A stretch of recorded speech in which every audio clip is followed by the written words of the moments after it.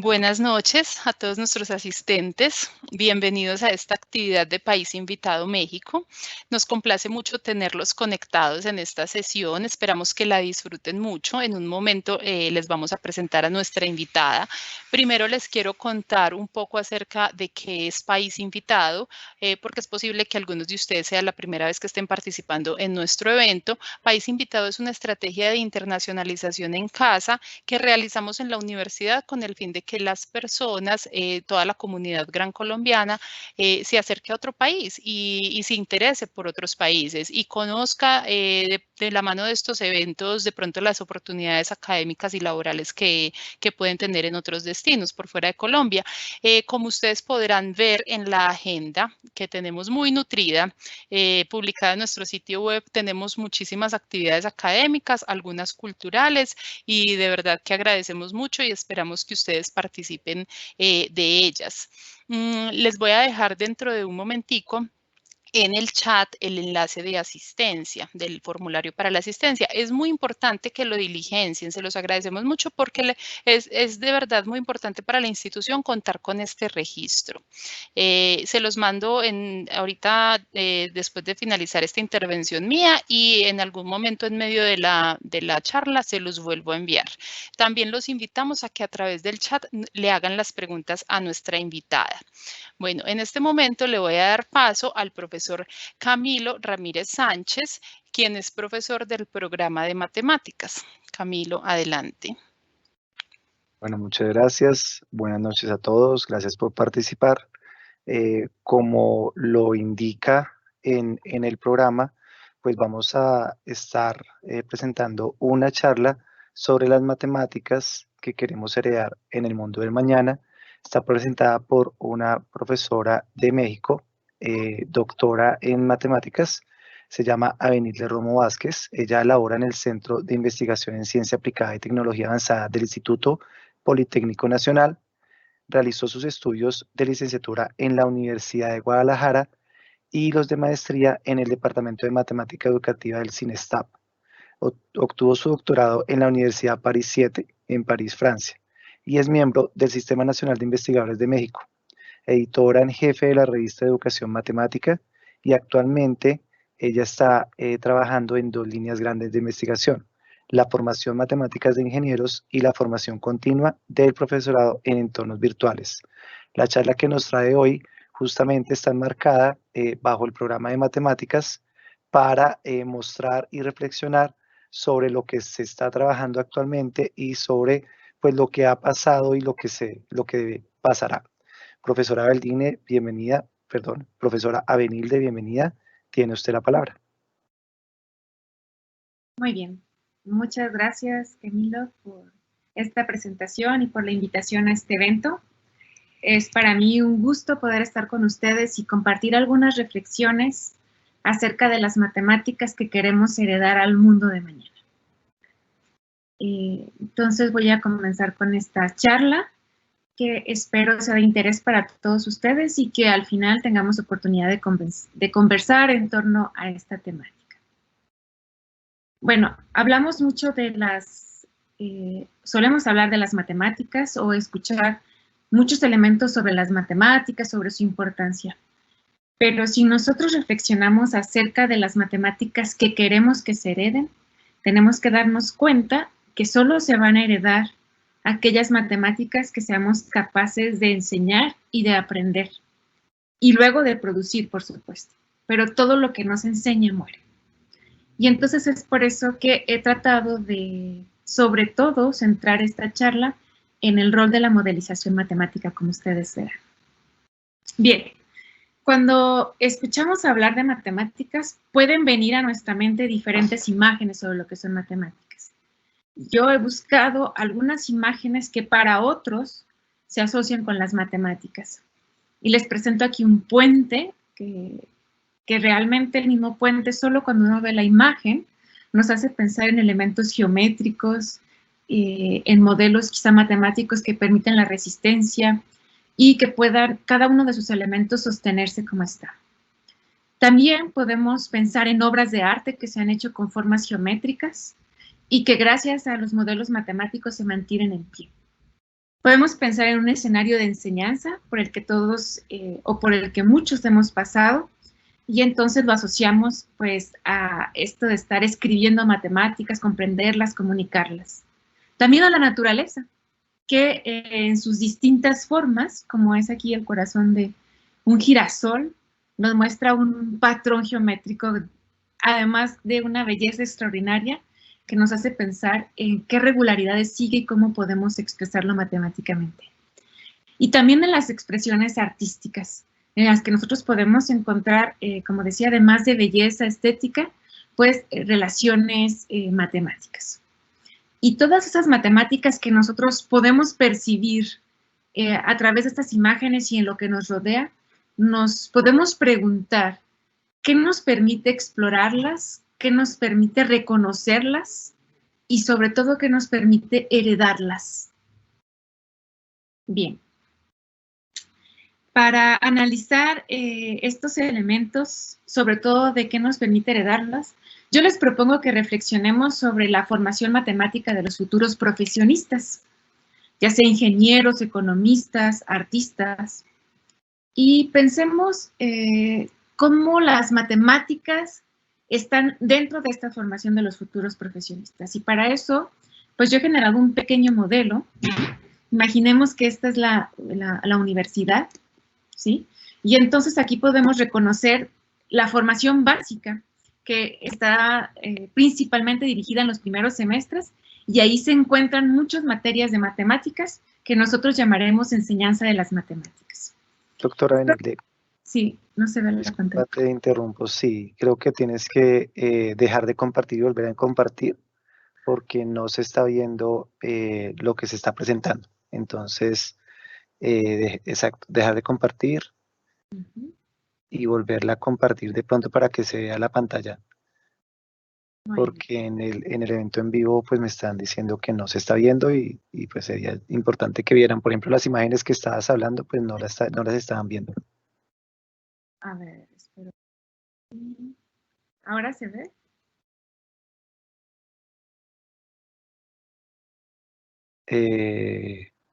Toca esperar un momento para el evento en vivo, pero yo creo que desde producción ya pueden compartir la pantalla para que se pueda ver. Listo. ¿Sí, ya se ve? Listo, ahora sí. Muy bien. Bueno, pues lo que decía de las imágenes de las matemáticas está aquí representado. Hablaba de las expresiones artísticas como la danza, de un puente maravilloso que podemos ver cómo refleja muchas relaciones matemáticas, principalmente podemos ver las geométricas, de una obra de arte, ¿verdad? Que nos deja ver también formas geométricas exuberantes y de las matemáticas que conocemos, más asociadas a la escuela y de la belleza de este girasol. Y decía que para reflexionar sobre estas matemáticas, es decir, cómo nosotros las exploramos, las construimos, las reconocemos, las comunicamos, y al comunicarlas de alguna manera las heredamos a las futuras generaciones, tiene que estar asociado con la enseñanza. La dimensión didáctica en las sociedades cumple esa función de lograr que los saberes que hemos construido, como las matemáticas, se preserven. Es decir, la única forma de preservar lo que hemos construido es difundirlo a las futuras generaciones. Y decía que pensáramos en cuál es el lugar que ocupan las matemáticas en la formación de los futuros profesionistas. Y para eso comentaba que una manera de modelar las matemáticas que tienen lugar en la universidad es considerar la formación básica, donde tiene lugar la enseñanza de las matemáticas. ¿Verdad? Ahí tendremos los cursos sobre todo de cálculo, de álgebra lineal, de ecuaciones diferenciales, quizá en algunas haya topología o álgebra abstracta, estadística. Pero luego tenemos una formación que podemos decir de especialidad, donde se enseñan otras asignaturas que pueden ser como teoría de control, robótica, biotecnología, econometría, química, en las que vaya a haber modelos matemáticos o conocimientos matemáticos o técnicas matemáticas que se utilicen. También puede haber una formación práctica que esté más asociada a las estancias, por ejemplo, en en la industria, ¿no? O desarrollo de proyectos, de prototipos, de nuevos productos, nuevas formas de comercializar, etc. Y entonces se considera que la formación básica es básica, elemental, porque permite o dota de herramientas para seguir la formación de especialidad. Y conjuntamente con la formación de especialidad se tienen herramientas para seguir la formación práctica. Ya estamos casi listos para salir al mundo laboral. Y entonces, esta forma de considerar a las matemáticas nos dice es que todo esto que nosotros estamos aprendiendo es para poder ser unos profesionistas exitosos en el lugar de trabajo, que puede ser la industria, por ejemplo. Y entonces aquí nosotros también va a haber matemáticas, pero que pueden estar o que pueden tener formas diferentes a las de la formación básica o de especialidad. Y podemos reconocer que en este modelo, ¿verdad?, también va a haber unas matemáticas que vengan de la disciplina de las matemáticas, ¿verdad?, donde los matemáticos están construyendo nuevas matemáticas, los matemáticos y las matemáticas, y en algún momento esas matemáticas van a llegar a la formación básica. Y también podemos reconocer que hay disciplinas de la especialidad, ¿no?, que están más asociadas a las comunidades científicas. Y en algunos momentos y en ciertos modelos educativos, ciertos conocimientos llegan a estas formaciones, ¿sí? Pero podemos preguntarnos, ¿cómo son estas matemáticas que viven en estas diferentes instancias? Y sobre todo, ¿cómo llegaron a la universidad? ¿Sí? ¿Quién tuvo la idea de que llegaran a la universidad? ¿Cuál fue la primera escuela que empezó a incorporar estas matemáticas? Entonces tenemos la enseñanza, las disciplinas y los lugares donde se usan estas matemáticas, ¿sí? Entonces la pregunta que nos vamos a hacer ahora es, ¿estas matemáticas cómo llegaron a la universidad? Espero que reconozcan esta bellísima universidad en las imágenes. Y bien, bueno, vamos a hacer un poco de historia. La primera institución que se reconoce como más cercana a las universidades que tenemos, o una de las primeras, es la École Polytechnique, una escuela fundada en Francia en 1794 por Napoleón. Y el objetivo de esta escuela era formar científicos y militares, ¿verdad?, que pudieran conducir el rumbo del país, de Francia. Y yo, para hablar de la historia de la Escuela Politécnica, consideré una obra que está editada por Belhost, Dalmédico y Picón, y que fue publicada en 1994. Y en esta obra se reconoce que el primer modelo educativo que se impuso en esta escuela fue generado por Gaspard Monge, que era un matemático. Ese modelo fue conocido como el modelo enciclopédico, ¿sí? Y en este modelo se consideraba que había una alianza entre las ciencias y las artes. Las ciencias estaban más asociadas a lo que conocemos como las matemáticas y las artes a las aplicaciones. Este modelo de formación duró apenas un año. Rápidamente fue reemplazado por otro modelo que fue propuesto por Laplace, otro gran matemático, y que fue llamado el modelo analítico. Como decía, se impuso en 1795, y en este modelo las matemáticas forman un corpus autónomo proveedor de conocimientos generales. Entonces, vemos aparecer el modelo que ahora conocemos, donde las matemáticas se enseñan primero y luego se enseñan otras disciplinas como la física, la mecánica, la robótica, la econometría, etc. Y bueno, también va a haber un movimiento de las escuelas de aplicación, escuelas que van surgiendo y que se manifiestan contra este modelo de Laplace, en el que le da una importancia fundamental a las matemáticas teóricas, pero no a las aplicaciones. Y entonces este modelo va a ser reemplazado por el modelo propuesto por Le Verrier, y que es reconocido como el modelo ecléctico y que se va a imponer hasta 1850. De hecho, para que este modelo llegara a la École Polytechnique, hubo manifestaciones en la Asamblea Nacional.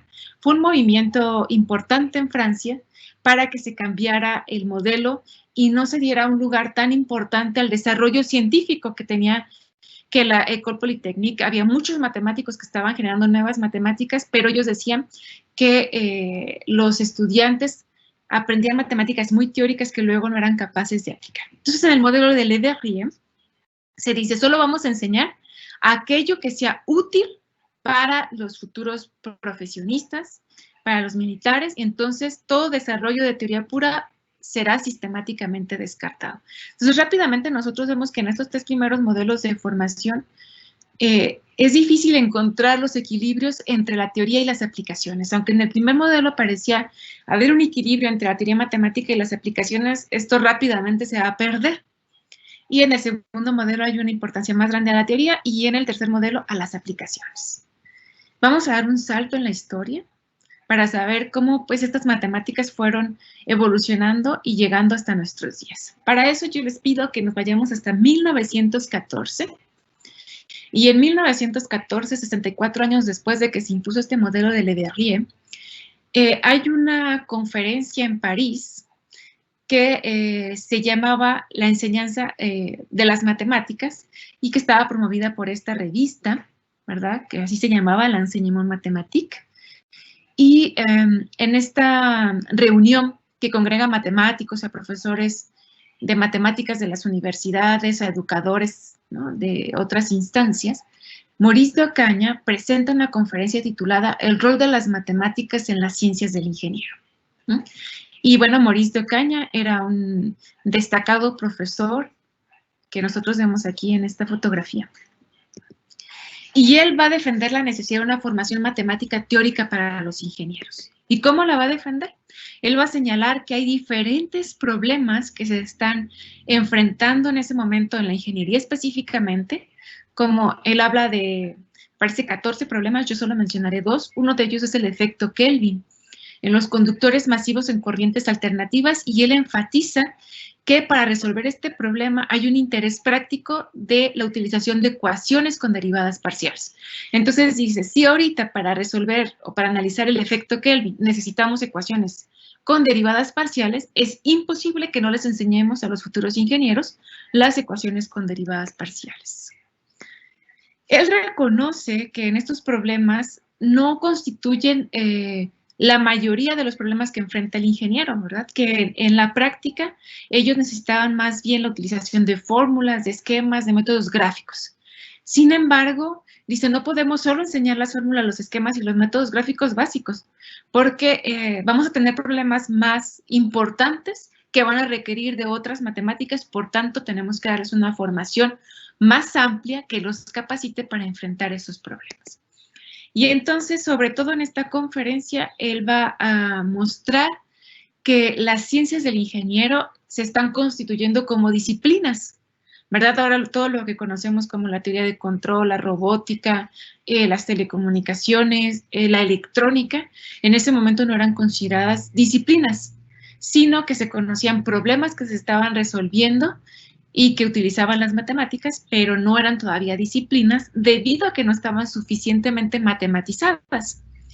Hay un principio que en aquel momento era preponderante y solo aquello que podía matematizarse podría considerarse científico. En la actualidad también hay esta idea todavía muy vigente, con mucha fuerza, y por eso se dice que las ciencias sociales, pues son ciencias sociales, pero que no son científicas porque no las podemos matematizar. Pero hay otros elementos que han entrado en juego, sobre todo la filosofía de la ciencia, para mostrar que más bien tenemos que hablar de paradigmas y de la forma en que se conforman esos paradigmas. Pero eso escapa al tema que estamos dialogando, eligiendo el día de hoy. Bien. Entonces, bueno, Maurice de Ocaña habla de estos problemas que son fundadores de estas disciplinas, de las ciencias del ingeniero, y años después, en 1988, ¿verdad? Ya nos estamos acercando al año 2000, aparece un estudio que se realiza por la Comisión Internacional de la Enseñanza de la Instrucción Matemática, digamos por como se conoce en español, y este estudio fue hecho, es un estudio internacional, y fue dedicado a reconocer las matemáticas como disciplina de servicio. Es decir, no podemos enseñar las mismas matemáticas a los futuros científicos, específicamente a los matemáticos y a los profesionistas. Por eso vamos a hablar de las matemáticas como disciplina de servicio. Dejamos de pensar en ella como una disciplina pura, ¿sí? Pero sí una disciplina que da servicio a otras disciplinas. Y en este estudio participa un reconocido ingeniero llamado Henry Pollack, quien todavía vive, Y él es muy famoso porque trabajó en los laboratorios Bell, bueno, que ahora ya no existen, pero los laboratorios Bell fueron una industria científica que tuvo mucho éxito en los Estados Unidos y que ahora fue comprada por Nokia. Los laboratorios Bell ahora son Nokia y siguen siendo una industria muy importante en la que hay nuevos desarrollos y en el que las matemáticas han tenido han jugado un rol muy importante. De hecho, pues Henry Pollack, que es matemático, trabaja en estos laboratorios y él genera modelos matemáticos de gran importancia que producen tecnología, ¿verdad? Y él es uno de los matemáticos que va a ir reconociendo la utilidad de ciertos elementos que ahora se enseñan comúnmente, pero que en aquella época no se enseñaban, como por ejemplo la transformada de Laplace. Era un objeto matemático que no era enseñado, pero sí utilizado en la industria. Henry Pollack, con la experiencia que tiene de ser un matemático aplicado que trabaja para la industria, señala, dice, ¿qué es lo que necesitamos los matemáticos que trabajamos en la industria, los ingenieros que trabajan en la industria? ¿Qué necesitamos de las matemáticas? Y él dice, lo que necesitamos más que conocimientos es pensamiento matemático. De hecho, habla del pensamiento analítico, estructural, cuantitativo, sistemático. Dice, cuando este tipo de pensamiento matemático, que puede ser el analítico, el cuantitativo, se aplica al mundo real, puede generar observaciones de gran valor, ¿no? En otros términos, que la modelización matemática es posible y puede ser eficaz. Entonces, esta es casi la primera vez que se reconoce que lo que deberíamos de integrar a la enseñanza de las matemáticas en la universidad es la modelización matemática. No solo como objetos matemáticos en sí, sino modelos matemáticos. Y entonces aquí nosotros vemos que históricamente hay un cambio en el paradigma de enseñanza. Pasamos de teoría de aplicaciones a teoría modelización matemática, ¿sí? Más recientemente, ya nos vamos a ir hasta el 2013, la misma Comisión Internacional de la Enseñanza de las Matemáticas ha generado un nuevo estudio y este estudio se llama Interfaces Educativas entre Matemáticas e Industria. Rápidamente es un estudio muy grande en el que han contribuido matemáticos, profesores, educadores de distintas partes del mundo, pero podríamos sintetizar algunos elementos. Se dice que la modelización matemática aparece en lugar de las aplicaciones, ¿sí? Nuevamente, se enfatiza, es la modelización matemática la que está jugando un rol de protagonista. Se reconoce que la simulación es un elemento clave del trabajo matemático en la industria. Tenemos que simular ciertos fenómenos, predecir a través de la modelización para poder tener resultados que se confirman y que puedan sustentar productos, desarrollos tecnológicos y respuestas a muchas preguntas que actualmente nos hacemos como sociedad. Los matemáticos que laboran en la industria señalan la naturaleza interdisciplinar de su trabajo. Esto es muy importante. La matemática no aparece de forma aislada, sino que está relacionada con otros conocimientos. Entonces, eso nos llama la atención. En la enseñanza de las matemáticas que actualmente tenemos, ¿podemos hablar solo de matemáticas? ¿O tendríamos que dar un lugar importante a las relaciones interdisciplinares? ¿Sí? Hay una necesidad de comunicarse y de colaborar entre diferentes actores de la industria, ingenieros, economistas, administrativos, clientes de la sociedad, gobiernos, y las matemáticas suelen ser un lenguaje de comunicación. También aparece que el desarrollo de herramientas tecnológicas cada vez más sofisticadas encapsulan las matemáticas utilizadas. Entonces, muchas veces las matemáticas que se están usando no siempre son reconocidas por sus usuarios. Para ciertas tareas esto es suficiente, pero para otras tareas es necesario reconocer cuáles son esas matemáticas, ¿sí? Entonces, podríamos ahora pensar si hay otros estudios que nos digan más específicamente cuáles son estas matemáticas que se usan en la industria.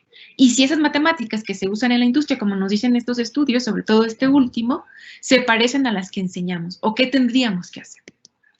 Entonces, para eso yo voy a hablar de un trabajo también reciente, ya que se publicó en el 2002, realizado por Kent y Noss, y ellos analizan una firma de ingeniería civil en Inglaterra para conocer qué matemáticas se están usando.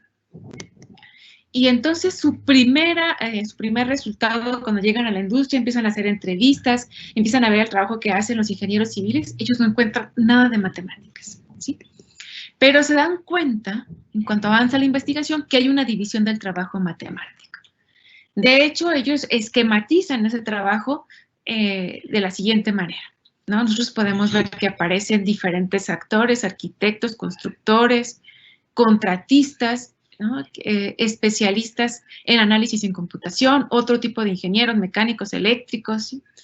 Y entonces se refieren específicamente ya al trabajo de los ingenieros civiles, reconocen que hay diferentes tareas matemáticas que se desarrollan. Específicamente hablan que hay tareas de diseño y tareas de análisis. Las tareas de diseño las realizan específicamente los ingenieros de concepción, pero las tareas de análisis, que son las más matemáticas, las realizan ingenieros analistas. Y estos ingenieros corresponden al 5% de los empleados en esta firma. Y ellos realizan las tareas matemáticas que otros ingenieros no son capaces de realizar. Además, estos investigadores se dieron cuenta que los analistas tienen que reconocer en documentos que se conocen como códigos de práctica los modelos que han sido utilizados por otros ingenieros anteriormente en esta industria para resolver las mismas tareas.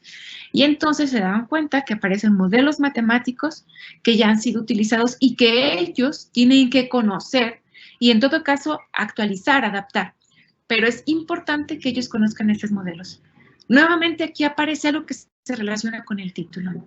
Las matemáticas se heredan a través de documentos como es el caso aquí en esta industria, en estos documentos que se llaman códigos de práctica, y que las matemáticas que aparecen aquí no son exactamente las matemáticas que se enseñan. Es muy interesante este fenómeno.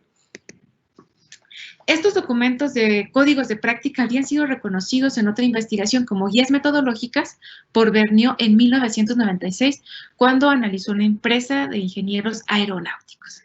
Entonces vemos cómo en estos documentos aparecen modelos matemáticos que deben preservarse porque han mostrado utilidad para resolver cierto tipo de problemas. Porque además de que los conocen los analistas, también los pueden conocer los constructores, ¿sí? Los contratistas, algunos arquitectos, y eso permite y favorece una comunicación fluida para que las empresas sigan avanzando. ¿Sí? Bien. Otra investigación realizada o publicada más recientemente, hecha por Belten, nos muestra que un modelo matemático puede ser reconocido en la industria como una tripleta SQM, donde S es un sistema, Q es una cuestión relacionada con S y M es un conjunto de enunciados matemáticos, sigma 1, sigma 2, sigma n, los cuales pueden ser utilizados para responder esta cuestión Q. Belten va más allá de solo considerar, por ejemplo, a la ingeniería civil. Entonces, él reconoce diferentes dominios en los que la modelización matemática es utilizada, ¿verdad? Él va a hablar de circuitos eléctricos, de sistemas mecánicos, de sistemas químicos, de sistemas biológicos, sistemas económicos, sistemas sociales y psicológicos. Y en cada uno de ellos va a reconocer que esta tripleta de la que hablábamos, SQM, sistema, cuestión y modelo matemático, va a tener un rol diferente, ¿verdad? Él dice que para los sistemas psicológicos, las cuestiones van a tener que ver más bien con una especulación. En los sistemas sociales, con la predicción, ¿sí? ¿Qué podemos decir? ¿Cómo se van a comportar los sistemas sociales? Preguntas del tipo, ¿las redes sociales que actualmente existen van a elevar el número de usuarios o no? ¿Van a tener influencia en el comportamiento de las sociedades o no? Predicción. En los sistemas económicos también van a tener un rol de predicción y de análisis. Y en los sistemas biológicos de análisis, en los sistemas químicos de control y en los sistemas mecánicos y en los circuitos eléctricos de diseño y de control. ¿Sí? Y bueno, aquí va a haber diferentes modelos matemáticos, ecuaciones diferenciales, modelos algebraicos. Y además, estos modelos van a poder aparecer como cajas negras, es decir, que los conocemos poco, encapsulados, por ejemplo, en herramientas computacionales. ¿Sí? Nosotros podemos utilizar modelos, de hecho Excel, por ejemplo, es un modelo que nos permite hacer cálculos rápidamente y hay momentos en que nosotros podemos conocer la fórmula, pero hay momentos en que no. Cuando no conocemos la fórmula que nos da los resultados, entonces lo trabajamos como caja negra. pero hay herramientas muy sofisticadas, ¿verdad?, que nos permiten hacer cálculos rapidísimos y cálculos que son, digamos, que a lápiz y papel serían muy complicados o muy tardados, ¿no? Y podría haber errores, etc. Pero hay otros modelos que necesitamos conocer de la A a la Z. Cuando ese es el caso, lo llaman que funcionan como una caja blanca, transparente. Conocemos exactamente todos los enunciados que conforman este modelo y podemos ver que las cajas negras se utilizan principalmente en los sistemas psicológicos y sociales, quizá un poco en la economía, pero entre más nos acercamos hacia el dominio de la ingeniería, esos modelos se van a ir clarificando, van a aparecer como cajas blancas. Otra de las investigaciones que se ha hecho en la industria para conocer cuáles son las matemáticas que se utilizan ha mostrado que hay una gran importancia a las matemáticas encapsuladas en herramientas computacionales, ¿sí? Kent y otros autores en 2007 establecen una noción que se llama tecnoalfabetizaciones matemáticas, es decir, reconocen que cuando tú usas una herramienta tecnológica tienes que sufrir un proceso de alfabetización matemática a través de esa herramienta. Y de hecho ellos dicen, el prefijo tecno enfatiza la mediación tecnológica del conocimiento, es decir, ya no es el mismo conocimiento, ¿sí? Se modifica, es nuevo y está mediado por la tecnología. Y hablan de plural alfabetizaciones, indicando que no es una única alfabetización, sino que están asociadas a las diferentes tecnologías informáticas, ¿sí? Y que eso va a aparecer, sobre todo, pues, en el contexto del trabajo contemporáneo. Y más recientemente, Van der Waal y otros autores distinguen que hay 6 tecnoalfabetizaciones matemáticas. Ellos hablan en particular de una que se llama habilidades técnicas de los usuarios en el uso de programas computacionales, que se relaciona con los conocimientos matemáticos encapsulados en 3 niveles de transparencia. Ellos van a agregar un tipo de cajas. Ya habíamos hablado de las cajas blancas y de las cajas negras, pero ellos van a decir que aparecen las cajas grises. Es decir, hay usuarios que tienen habilidades para utilizar estas herramientas tecnológicas como en la caja blanca, reconociendo las matemáticas que están ahí, siendo capaces de ir a los códigos, a modificar los modelos. Hay quienes no, van a tener más bien un uso distinto, van a poder ir a ciertos códigos, hacer ciertas manipulaciones, y entonces utilizarán las matemáticas como una caja gris. Y hay quienes lo utilizarán como una caja negra, no pueden cambiar y modificar el modelo, pero sí utilizar los programas computacionales. Y todavía más recientemente hay otra investigación en la que se habla de los tipos de modelizaciones que tienen lugar en la industria, ¿sí? Esta investigación fue publicada en el 2016 por Frege y Bernstein, y ellos analizan el trabajo de 9 modeladores profesionales y reconocen 3 tipos de modelizaciones en la industria. Una que se llama modelización generada por los datos, una segunda que la reconocen como modelización generada por la teoría, y otra que la llaman modelización generada por el modelo matemático. En la primera de ellas vemos otra vez aparecer las cajas, ¿no? La forma en que se están usando las matemáticas como cajas negras o como cajas grises. Y bueno, vemos aquí un esquema que nos deja ver que los datos son los que permiten atender un problema, identificar los procesos, las variables, las condiciones, las restricciones, y a partir de ahí generar un modelo. Pero los datos son importantes, fundamentales para realizar este modelo. Luego tenemos una modelización que está más bien generada por la teoría. Entonces, construimos un modelo matemático para poder analizar los datos, ¿sí? Se usa un modelo computacional, tenemos los datos, podemos utilizar este modelo computacional y ver qué es lo que obtenemos para resolver el problema, ¿sí? Entonces, aquí la teoría juega un rol más importante que los datos. Y estos modelos en general funcionan como cajas blancas, es decir, el modelador matemático conoce todos los elementos de este modelo. Luego, en este tercer tipo de modelización generada por el modelo, ¿no? Suena un poco raro, pero tiene que ver más bien con la adaptación de modelos matemáticos conocidos, ¿sí? Entonces, conocemos como diferentes tipos de modelos, un repertorio de modelos matemáticos, y cuando vemos un problema que decimos, este problema va a ser solucionado con este tipo de modelos, entonces también hay una forma en la que se trabaja así en la industria.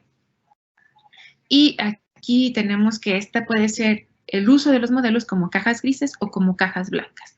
Bueno, en todos ellos tenemos clientes que pueden ser industrias o que pueden ser el gobierno y tenemos expertos. Aunque se habla de modeladores profesionales, pues reconocemos que hay un equipo de trabajo y que en estas modelizaciones tenemos como dos protagonistas, los modelos matemáticos y también las herramientas tecnológicas. Entonces es muy importante que pensemos también si en la formación universitaria vemos que aparecen estos dos actores de la mano o si están por separado. Muy bien. En síntesis, ¿qué podríamos decir de estos trabajos? En los lugares de trabajo, existen roles asociados a la división del trabajo matemático, diferentes tipos de actividad de modelización, complejas relaciones entre saberes teóricos y prácticos, como lo muestran muy bien los códigos de práctica, estos documentos que se utilizan en la industria, que se preservan, que se heredan, y que los nuevos ingenieros que ingresan, por ejemplo, tienen que desentrañar cómo se usan estas matemáticas, estos modelos, para resolver las tareas que pueden ser parecidas a las que ha habido anteriormente, o las nuevas tareas que aparecen con la evolución de la industria.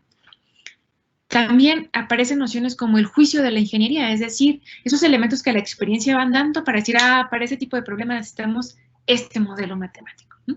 Y ese es un elemento clave que permite tomar decisiones. Vemos un rol de la tecnología informática muy importante, la comunicación entre diferentes actores para construir, desarrollar y validar modelos matemáticos. Lo que difícilmente puede ser capturado por conceptualizaciones teóricas. Es muy difícil que nosotros podamos decir teóricamente cómo funcionan las matemáticas, pero aquí ya podemos tener una idea de cuáles son esas matemáticas y de que la actriz principal en la industria es la modelización matemática. Tiene un rol fundamental. Bien. Ahora podemos irnos acercando hacia la escuela nuevamente y viendo los trabajos que se han desarrollado para analizar las matemáticas que aparecen en los cursos de otras disciplinas, ¿sí?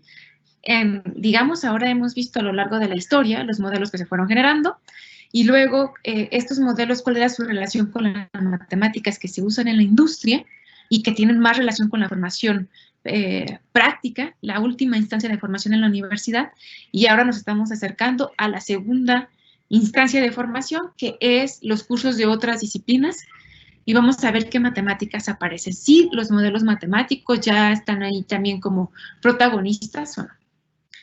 Bien, hay una investigación que se hizo sobre los cursos de teoría de control. Se analizaron 3 cursos, un curso universitario, un curso de las plataformas que se ofrecían de los institutos tecnológicos universitarios en Francia, es decir, una formación universitaria, una formación tecnológica y una formación profesional.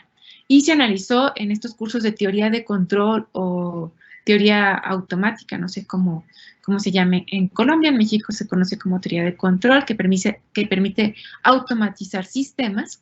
Pues se analizaron esos 3 cursos para ver cómo aparecían las matemáticas, si eran útiles, si no eran útiles, y qué matemáticas en todo caso eran utilizadas. Para eso, para poder analizar las matemáticas, se definió una noción de distancia. Estas matemáticas que aparecían, ¿eran igualitas que las matemáticas que crean los matemáticos? ¿O se parecían más a las matemáticas del lugar de trabajo de las que ya hemos venido hablando? ¿Sí? Y para analizar esas distancias se reconoció la forma de validación. ¿Cómo se validaban las matemáticas utilizadas? ¿Se validaban como los matemáticos o se validaban como en los lugares de trabajo? Y se definieron 4 niveles. El nivel 3 era como los matemáticos, exactamente utilizando nociones, demostraciones, rigor matemático. Y se llamaba este nivel de convocación, es decir, la matemática se convoca, se hace presente. Un nivel 2 era de invocación, se dice hay demostraciones en matemáticas que permiten que nosotros usemos esta fórmula, esta técnica, etc. El nivel 1 aparecía terminología matemática, formalismo, rituales que se parecen a los matemáticos, pero no se mencionaban como tales. Y el nivel 0 se ignoraba la matemática, ¿verdad? Estos 2 niveles que están aquí, el que son más cercanos a la matemática, aparecen en fondo azul porque se parecen a la formación matemática básica, y estos en naranja porque se parece más a cómo se va usando la matemática en los lugares del trabajo. También se vio la forma en que se utilizaban las técnicas matemáticas. se utilizaban como un matemático, con rigor matemático, o como lo utiliza una matemática. Una forma 2 era con cierto rigor matemático, pero no el mismo que sería una matemática o un matemático. Y la forma de uso 3 se carece de rigor matemático. Y también se analizaron los tipos de tareas que aparecían ahí. Si eran tareas estrictamente matemáticas, ¿verdad? Entonces, estamos como en las matemáticas, o si eran tareas contextualizadas, como se utilizan en los lugares de trabajo. Estas categorías fueron propuestas de esta manera porque reconocemos que la formación de especialidad es una formación que está entre la formación matemática, que es la formación básica, y la formación práctica, que ya está más cerca de los lugares de trabajo. Por tanto, va a haber elementos que se parezcan más a las matemáticas y va a haber elementos que se parezcan más a las formas en que se utilizan las matemáticas en los lugares de trabajo. Entonces, estos cursos de especialidad parecen jugar un rol muy importante en la formación, ¿sí? Porque hacen como el enlace entre la formación matemática y lo que se quiere que se utilice en los lugares de trabajo. ¿Qué revelaron los análisis? Bueno, los análisis mostraron que entre más elevado sea el nivel de validación, entre más se parece la validación a cómo se hace en matemáticas, pues la distancia con la matemática es menor. Pero la distancia a las ciencias del ingeniero y a los lugares de trabajo es mayor. Es decir, entre más hacemos como los matemáticos, más lejos estamos de cómo se hacen los lugares de trabajo. Y estamos formando profesionistas. Eso puede ser un problema. La presencia de tareas T3, que son las tareas que se parecen a las que aparecen en los lugares de trabajo, indica una distancia mínima con las ciencias del ingeniero y con el lugar de trabajo, mientras que las tareas matemáticas, pues, hablan de una distancia menor con las matemáticas. Una cosa muy interesante que reveló este estudio es que cuando se ignora la matemática, el nivel B0, que no se menciona la matemática, existen otras validaciones que entran en juego y que están producidas por las ciencias del ingeniero, ¿sí? Por ejemplo, en el curso de la institución profesional, no se problematiza la existencia de la transformada de Laplace.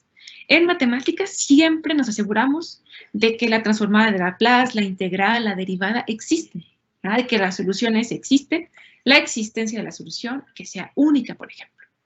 Son elementos importantes en matemáticas, mientras que parece ser que ya en las disciplinas de especialidad eso puede ser no tan importante. ¿Por qué? Porque se asume que si ya se demostró en matemáticas, nosotros lo podemos usar.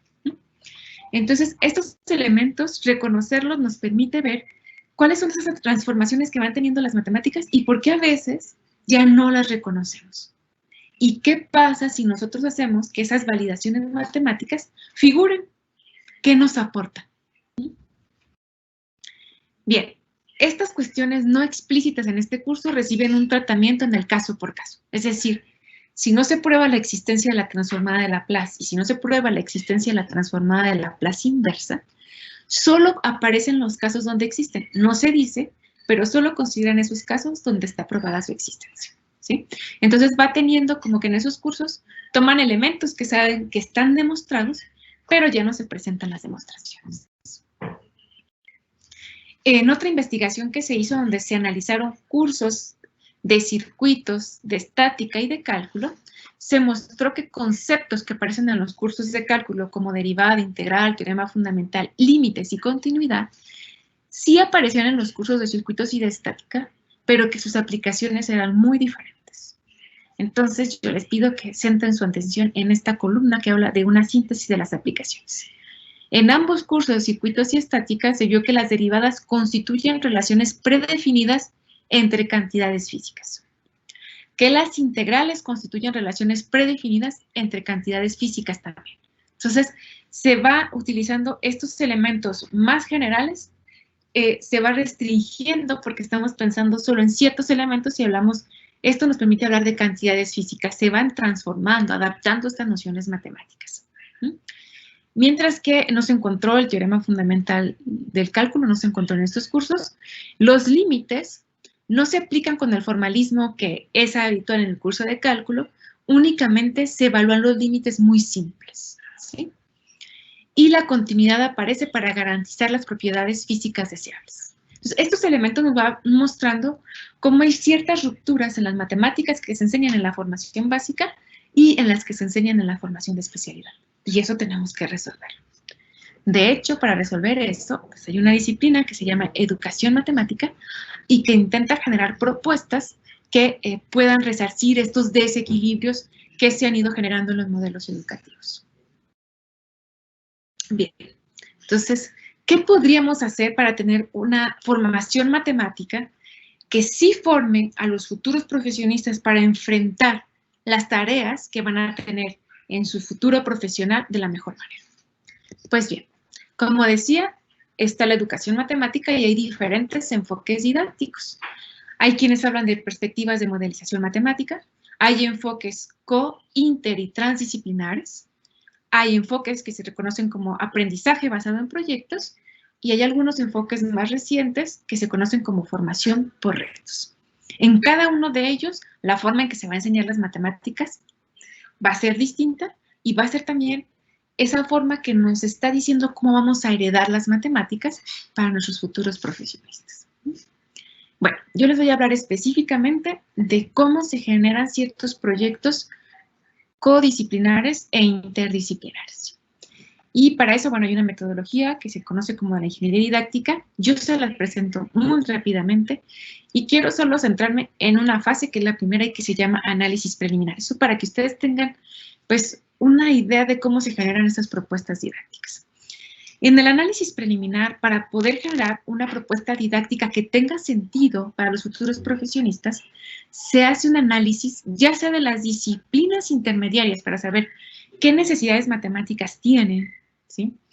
Como hemos visto en los cursos que se analizaron de circuitos y de estática, o analizar la práctica profesional. Entonces, hay diferentes investigaciones que se han hecho y se han analizado cursos de materiales compuestos, cursos de elasticidad, un método súper bonito que se conoce como la separación ciega de fuentes, también sobre proyectos prácticos de resistencia de materiales, cursos de electrónica, la metodología que usar, la teoría de control.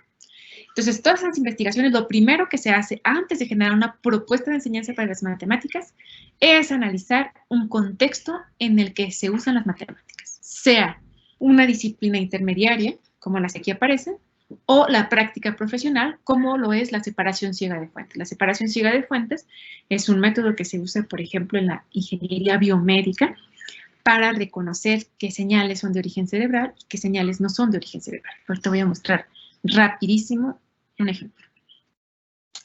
Entonces, a partir del análisis de estos contextos, se genera una propuesta didáctica. Hay más fases, no las voy a develar, más bien quiero que vean ustedes qué es lo que se hace en la clase de matemáticas. Por ejemplo, se les pide a los estudiantes construir un desfibrilador, ¿sí? Y para eso se propone una situación. Por ejemplo, hay una empresa biomédica que está solicitando un proyecto innovador para crear un desfibrilador que sea, ya sea más fácil de conseguir, más barato, o que tenga algo distintivo de los que hay actualmente en la industria. Y este proyecto aparece en la tesis de maestría de Tania Silva, publicada en el 2018. Entonces, aquí aparecen modelos matemáticos, ¿no?, que nos permiten modelar la carga y la descarga del desfibrilador para que podamos asegurarnos de que funciona, ¿sí? Y entonces aparecen herramientas computacionales que van a ser utilizadas y también hay un trabajo sobre validaciones empíricas o los prototipos, como podemos ver aquí. Entonces, ¿por qué estas propuestas didácticas son tan importantes? Nosotros estamos viendo aquí ciertos elementos que se parecen a lo que tiene lugar en la enseñanza de las ecuaciones diferenciales, por ejemplo. Pero está relacionado con el uso de herramientas computacionales que nosotros vimos que son muy importantes en la industria y con la generación de prototipos. Todo esto sucede en la clase de matemáticas, ¿sí? Entonces, es una clase distinta a la que podemos pensar tradicionalmente y que nos va acercando a las disciplinas intermediarias y a la práctica profesional. Otra propuesta didáctica está basada, como decía, en la separación ciega de fuentes, que es un método que se utiliza, pues, para separar mezclas, ¿sí? Aquí podemos ver en el cráneo que está aquí dibujado, en este esquema, que cada X, ¿no?, aquí hay X1, X2, X3, X4, recibe mezclas de señales de origen cerebral y no cerebral, porque cuando se colocan los electrodos sobre el cuero cabelludo, si están sobre una vena, van a recibir información del corazón. Entonces van a recibir mucha información del cerebro, pero mezclada con información del corazón, por ejemplo. Entonces, cuando se hace un electroencefalograma, lo que se obtienen son mezclas, ¿verdad?, donde hay actividad eléctrica del cerebro, pero también actividad eléctrica del corazón, ¿verdad? y de otros órganos, y entonces eso impide, por ejemplo, que se haga un diagnóstico adecuado de la epilepsia. Entonces, la separación ciega de fuentes es un método muy amplio, como lo muestra este esquema, donde aparecen diferentes métodos que son utilizados. ¿Sí? Se utiliza en el dominio de la ingeniería, en el análisis de señales, ¿sí? Que es una ciencia del ingeniero, pero también se utiliza en la biología, en la biomedicina, ¿sí? Y tiene una relación con el álgebra lineal. Entonces nosotros podríamos reconocer en este método un modelo matricial, que es el modelo X igual a A por S, donde S representan las fuentes, como lo vimos en este esquema, X las observaciones y A sería la matriz de mezcla. Y a partir de reconocer este modelo matemático, que aquí está dicho muy rápidamente y no se muestra toda la complejidad que es utilizada, podemos generar proyectos de enseñanza para los primeros años universitarios, ¿no? Como es el caso del trabajo del profesor Camilo Ramírez, que está hoy con nosotros. Y también, por ejemplo, hay un proyecto que se generó hoy, que es el diseño y construcción de una rampa terapéutica sensorial táctil. Y para diseñar esta rampa, lo que se analizó primero fue un curso de resistencia de materiales en diferentes documentos, e incluso un documento que se utiliza en la NASA. Y a partir de ese análisis reconocimos que los materiales compuestos son muy útiles en la industria y que esos materiales compuestos pueden ser producidos en la industria de manera profesional, pero también pueden ser producidos de manera artesanal. Por lo tanto, propusimos que para estudiantes de ingeniería de diferentes semestres que trabajaban en este proyecto, ellos mismos diseñaran los materiales compuestos. Y entonces este proyecto se desarrolló en 3 fases. Aquí vemos el diseño de la rampa, el modelo matemático que fue utilizado y vemos algunos prototipos que generaron los estudiantes. Y aquí está cómo ellos construyeron este material compuesto. Un material compuesto quiere decir que es tipo sándwich y que va a haber al menos 2 materiales en juego, como se ve aquí. Entonces, este proyecto fue desarrollado de manera paralela a los cursos y participaron estudiantes de segundo, sexto y séptimo semestre, intentando también generar una forma de trabajo como se genera en la industria, donde trabajan diferentes ingenieros con diferentes especialidades y también con diferentes niveles de experiencia, ¿verdad? Hay expertos, hay novatos, así que aquí también se jugaban un poco estos roles. Los estudiantes de séptimo tenían mucho más experiencia que los de segundo semestre. Bien, ¿qué nos permite constatar lo que hemos visto? Pues que la modelización matemática es una herramienta con gran potencial para dar solución a problemas de ingeniería, para crear obras artísticas, para generar prototipos y productos que cambian la vida de las personas, para producir instrumentos utilizados a favor de la salud de los ciudadanos, para generar soluciones tecnológicas, para resolver afectaciones del cambio climático e incluso para revertirlo. La modelización matemática se ha nutrido del desarrollo de las matemáticas como disciplina, de las matemáticas aplicadas y de las ciencias del ingeniero, pero sigue teniendo un rol poco protagonista en la enseñanza. Sí, aquí hemos visto rápidamente a través de la historia cómo Maurice de Ocaña mostraba que justamente hubo problemas que se resolvieron con, por ejemplo, ecuaciones con derivadas parciales, ¿no? Al principio del siglo, pero también sabemos que la Segunda Guerra motivó el desarrollo de la electrónica, ¿verdad? Fue lamentable que sea la Segunda Guerra Mundial, pero bueno, las ciencias del ingeniero nutren también a las matemáticas y nos dan modelos matemáticos. Sin embargo, las ciencias de las matemáticas todavía siguen siendo poco protagonistas. Entonces, ¿qué podemos decir como retos para los futuros profesionistas? Los futuros profesionistas deben constituirse en protagonistas de su formación. No creo que deban esperar a que los modelos evolucionen para que les hagan propuestas didácticas novedosas y que realmente conecten las matemáticas que se enseñan con las matemáticas que se utilizan. Entonces, mi invitación es, una vez que hemos analizado el rol de las matemáticas en estas diferentes instancias, es que ustedes participen en proyectos más allá del entorno escolar, que se acerquen a las empresas, a los lugares de trabajo y a los recién egresados que ya laboran para conocer qué es lo que deben saber, ¿sí? Y que ustedes aprovechen estas instancias de formación a las que los acerquen, por ejemplo, los recién egresados, para tener una formación autodidacta. Que reconozcan los grupos de investigación, las asociaciones de profesionistas, las diferentes convocatorias producidas a nivel internacional y pretender ser parte de ellas, ¿no? Que sean muy activos en su porque están construyendo dónde van a invertir todo su talento. Y no esperar a que se les indique la ruta que deben seguir, sino a proponer, a indagar, a investigar, a educar su creatividad y relacionarla con conocimientos de diferente índole. Como hemos visto, sobre todo las investigaciones que se han hecho en los lugares de trabajo, las matemáticas no aparecen solitas, ¿verdad? Aparecen con un conjunto de conocimientos. Por tanto, es necesario que nosotros busquemos esas instancias de formación que nos permitan estar preparados para enfrentar de la mejor manera los problemas y retos que nos está ofreciendo este siglo XXI. Yo les agradezco su atención.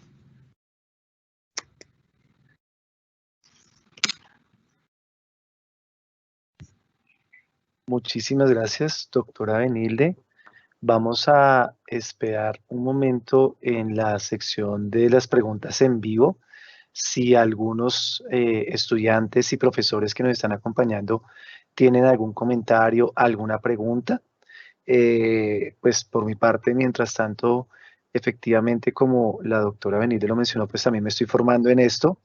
Estamos aprendiendo y de pronto acá nos estén acompañando algunos de los estudiantes que ya están como viviendo ese cambio que nos están exponiendo acá, porque aquí en el Poli, en algunas asignaturas, sobre todo en la modalidad virtual, hemos estado pues modelando, intentando hacer esto. No es fácil, es todo un proceso, pero pues sí se ha como sembrado la semilla para que comience.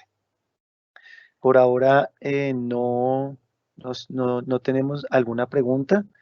Yo sí, pues tengo como una pregunta que ha resultado también de la reflexión del trabajo que se ha hecho, y es, el cambio es muy difícil, sobre todo por la forma como los docentes, la mayoría de docentes nos educamos. Es como una problemática muy general de a mí me educaron así, y hacer un cambio como el que se propone acá, aunque se ve que ayuda muchísimo, es complicado. Entonces, la doctora Benilde, que ha trabajado en esto durante mucho tiempo y ha visto las dificultades y los cambios que se han hecho, ¿qué recomendaciones nos da tanto a los profesores como a los estudiantes para que estemos abiertos y podamos tener este cambio que se sabe que se necesita para poder vivir la matemática de manera diferente? Bueno, es difícil porque hay muchas resistencias de las instituciones, de los mismos estudiantes. Y creo que, y también, bueno, hay resistencias y también es necesario formarse en disciplinas que no son las disciplinas que nosotros conocíamos a priori, ¿no?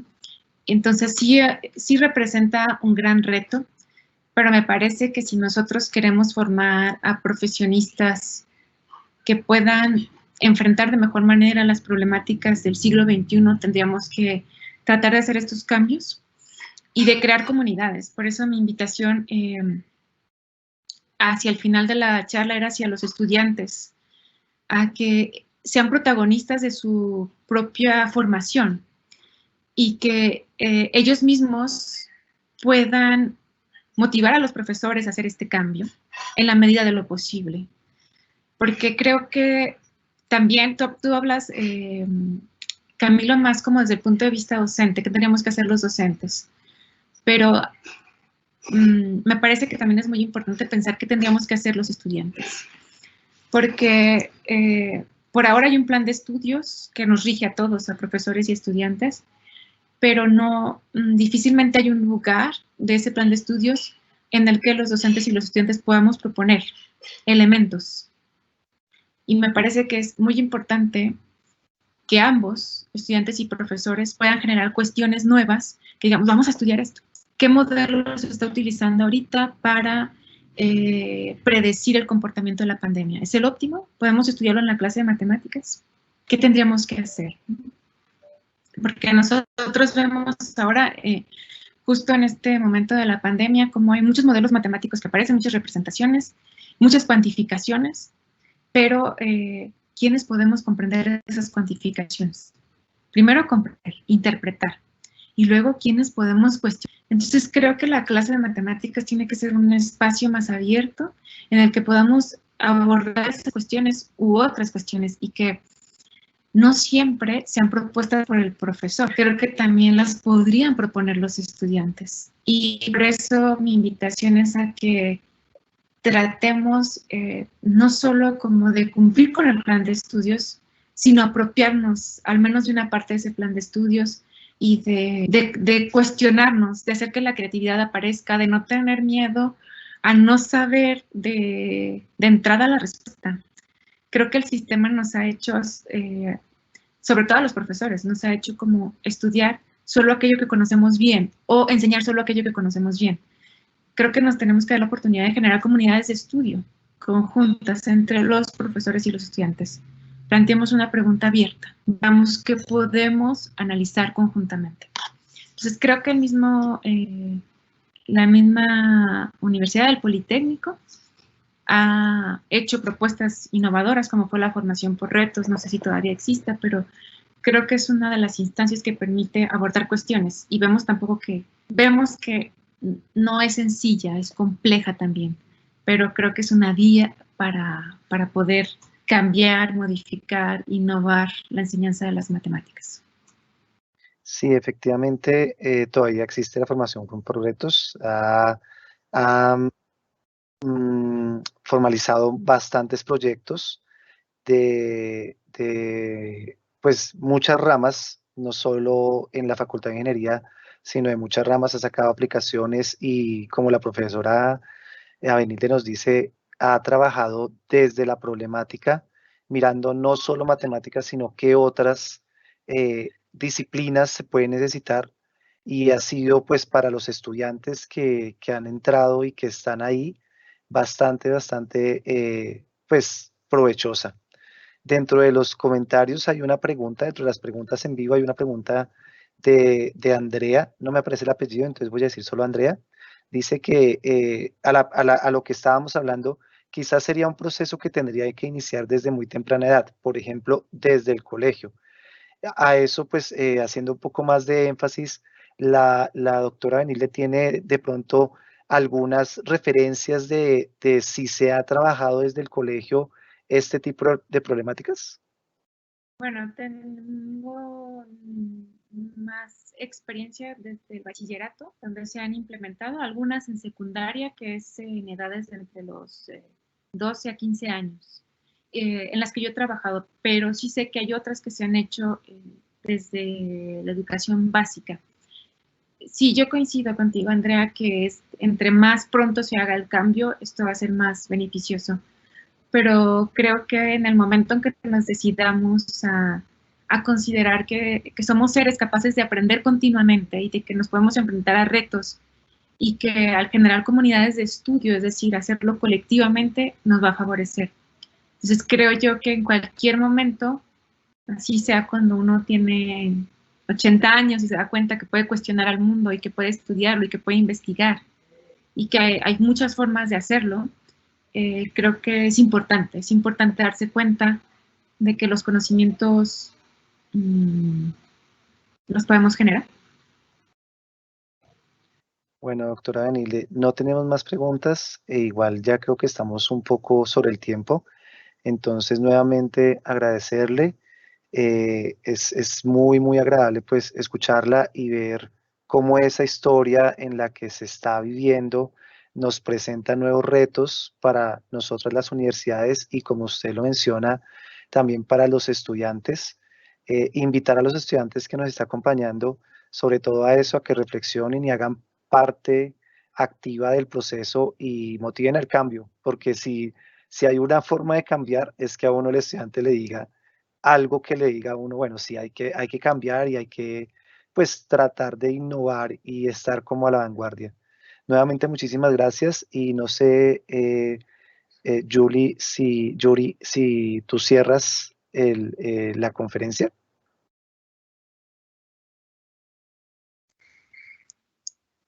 Claro que sí, de todas maneras, primero que todo y aprovechando que tenemos a la profesora Benilde en cámara, muchísimas gracias por este espacio que nos brindó. Apreciamos mucho su participación en nuestro evento, tuvimos una gran asistencia en esta actividad, entonces llamó mucho la atención el tema que ustedes propusieron, así que de verdad le agradecemos muchísimo que se haya tomado este espacio y este tiempo con nosotros. Muchas gracias. Bueno, a todos nuestros asistentes, muchas gracias por haber estado con nosotros. Les recuerdo que es muy importante, por favor, que diligencien la asistencia. En este instante la voy a volver a poner en el chat y los invitamos a que participen en el resto de actividades que tenemos en nuestro evento País Invitado México. Que tengan una muy buena noche, que estén muy bien. Ok, muchas gracias. Las preguntas que ahorita aparecieron las vamos a responder de pronto por correo porque pues ya no hay tiempo y aparecieron ahorita dos más, entonces muchas gracias por la participación y estaremos pendientes de responderlas. Las voy a copiar. Las personas que nos enviaron las preguntas, si desean poner sus correos electrónicos, por favor, porque no pusieron nombre para enviarles las respuestas. Voy a ir publicando nuevamente en el chat el enlace de asistencia.